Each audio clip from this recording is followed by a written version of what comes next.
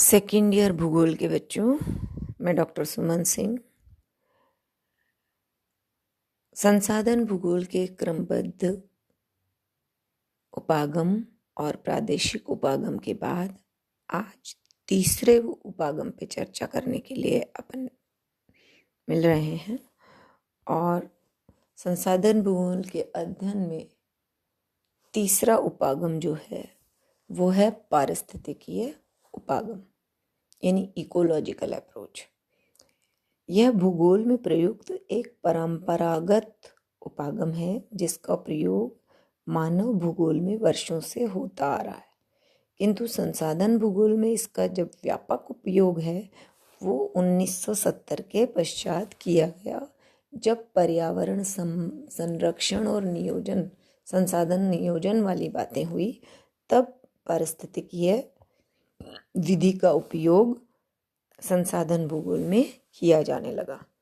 इसके अंतर्गत भूतल के किसी विशिष्ट प्रदेश में रहने वाले मनुष्य और वहाँ के पर्यावरण के बीच किस प्रकार के अंतर संबंध हैं, उनका अध्ययन, भौगोलिक अध्ययन, यानी इस प्रकार के भौगोलिक अध्ययन को मानव पारिस्थितिकी कहा जाता है।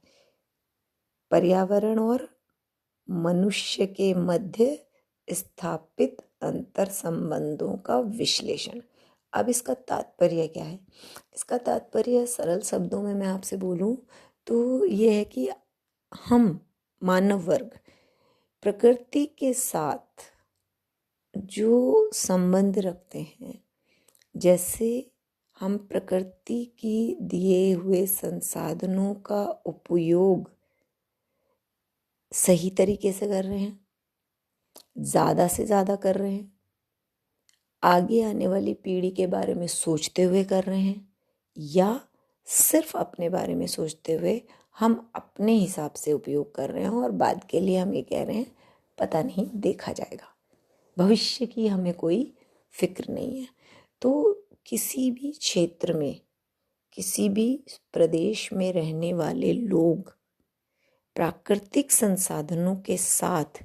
किस तरह का समायोजन या परिवर्तन या क्रियाएं कर रहे हैं, इनका अध्ययन जो किया जाता है वो कहलाता है पारिस्थितिकीय अध्ययन। अब पारिस्थितिकीय अध्ययन में किसी भी देश या प्रदेश के मानव समाज और वहाँ के पर्यावरण के मध्य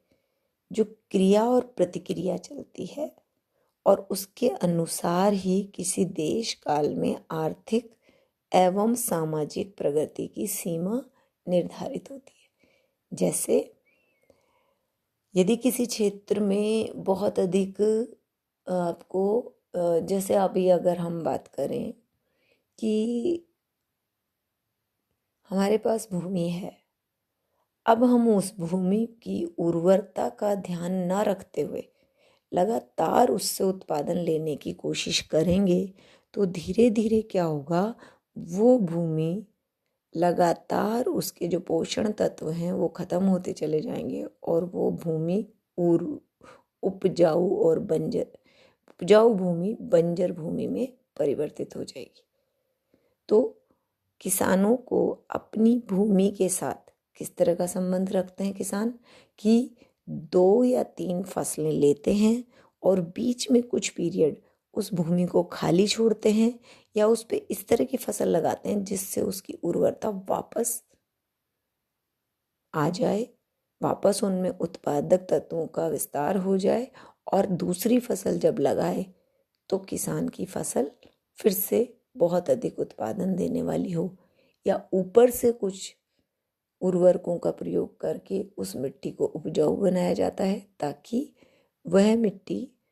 जो उत्पादन दे रही है वो आपको उतनी ही मात्रा में मिले जितना आपने उससे पहले लिया है। तो ये एक तरह का, और इसी आधार पर आपस में जो मानव का उस प्राकृतिक संसाधन के साथ रिलेशन है, किस तरह से वो उसका उपयोग कर रहा है, वही आपके देश की आर्थिक और सामाजिक प्रगति की सीमा को निर्धारित करती है। अब इस प्रकार मानव और पर्यावरण के पारस्परिक अंतर्क्रिया के अनुसार विकसित या उत्पन्न सांस्कृतिक प्रतिरूपों के विश्लेषण की विधि को हम पारिस्थितिकीय उपागम कहते हैं। 1970 के दशक में क्लब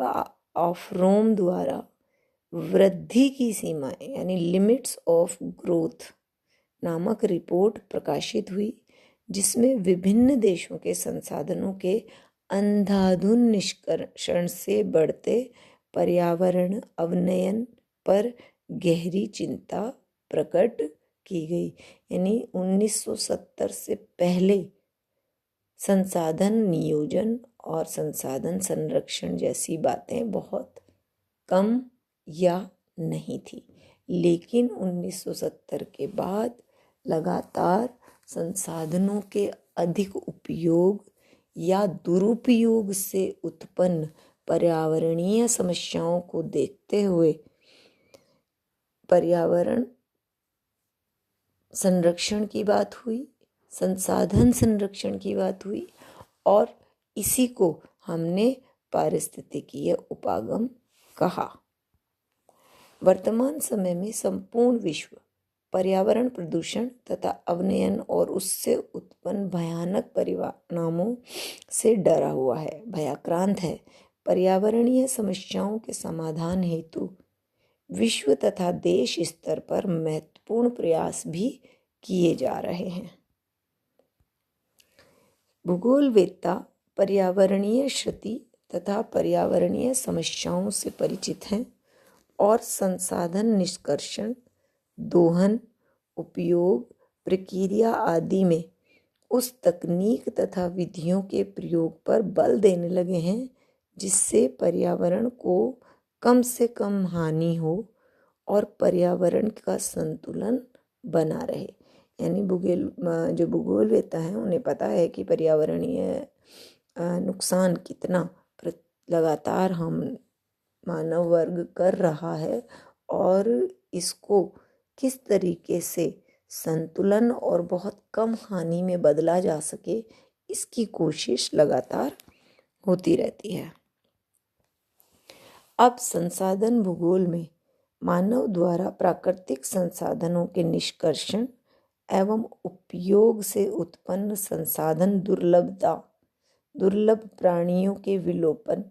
पर्यावरणीय प्रदूषण एवं अवनयन आदि समस्याओं के अध्ययन पर विशेष ध्यान दिया जाने लगा है।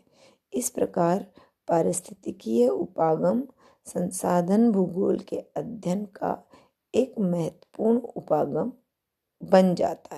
गया है। तो आप ये यहाँ कह सकते हैं कि संसाधन भूगोल में आज का वैज्ञानिक यह सोचकर संसाधनों का उपयोग करने की सलाह देता है कि उस संसाधन को भी नुकसान ना हो, यानी वह संसाधन भी भविष्य के लिए बचा रहे और उस संसाधन का इस तरीके से उपयोग किया जाए कि आज का आर्थिक विकास और आगे का आर्थिक विकास संयमित रूप से चलता रहे। दूसरा, उस संसाधन का भी नुकसान ना हो और उसके द्वारा प्रकृति का भी कोई नुकसान मनुष्यों के द्वारा ना किया जाए। तो पर्यावरणीय पारिस्थितिकीय उपागम जो है वो पर्यावरणीय अवनयन से मनुष्यों को किस प्रकार बचाया जाए, उनमें किस प्रकार से ये जागरूकता लाई जाए कि अब जितना भी कार्य हम करें वो संसाधन संरक्षण और नियोजन की नीतियों के साथ करें और पर्यावरण को नुकसान पहुंचाने वाले कार्यों को छोड़ें, हमारे क्षेत्र को बचाने का प्रयास करें पर्यावरणीय आधार पर, संसाधनीय आधार पर। तो हम कोशिश करें कि हमारा जो विकास है उससे प्रकृति ही नष्ट ना हो जाए। धन्यवाद।